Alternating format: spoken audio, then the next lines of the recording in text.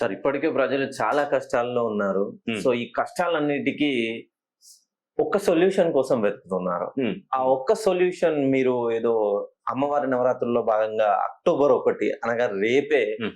హోమం జరిపిస్తున్నారంట. అవును. సో ఈ సమస్యలన్నీ ఆ హోమం జరిపించుకుంటే ఏమైనా కొంచెమైనా ప్రశాంతత రిలీఫ్ లభిస్తుందంట. ఉంటదండి. చాలా ఉంటది. ఎందుకంటే మనం సంవత్సరం మొత్తం చదువుకున్నప్పుడు మనం దాని ప్రతిఫలం పొందేది ఒక్క రోజునే ఉంటది. ఒకరోజు ఎగ్జామ్ రాస్తేనే ఆ ప్రతిఫలం పొందుతాం. అవును సార్.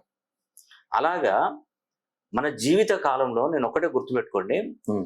మనం ఈ చండీ హోమం అక్టోబర్ 1 తారీఖున మహానవమి చండీ హోమం.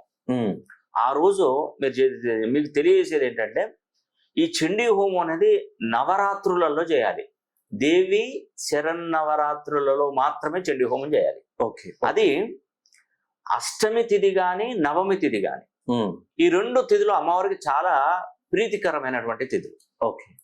అమ్మవారిని మనం పూజించిన ధ్యానించిన మనం ప్రసన్నం చేసుకున్న ఆ రోజులలో ఆ తిథులలో ప్రసన్నం అవుతుందని మనకు తాళపత్ర రహస్యం.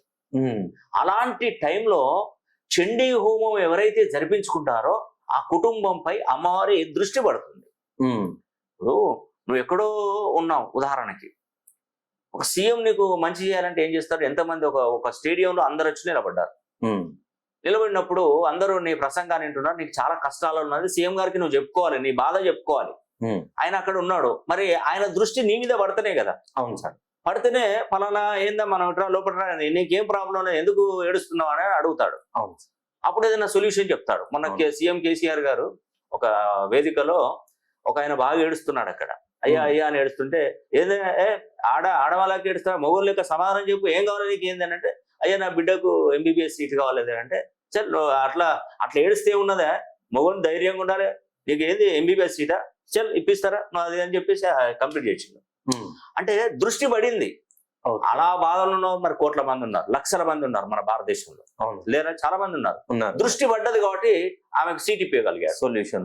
ఆమెకు ఉన్న బాధలు దానిలో ఉన్నోళ్ళు కొన్ని వేల మంది ఉన్నారు దానిలో. అవునండి. అంతకంటే ఎక్కువ బాధలు పడుతున్న వాళ్ళు ఉన్నారు. దృష్టి ఈమె మీద పడ్డది కాబట్టి నేను ఖచ్చితంగా భారతదేశంలో కూడా ఎంతో మంది సమస్యలు ఉన్నాయి. అమ్మవారి అనుగ్రహం ఆ ఇంటి మీద పడితే ఖచ్చితంగా మీకు అమ్మవారి శక్తియుక్తులు లభిస్తాయి, అనుగ్రహం కలుగుతుంది. నేను ఖచ్చితంగా చెప్తున్నా.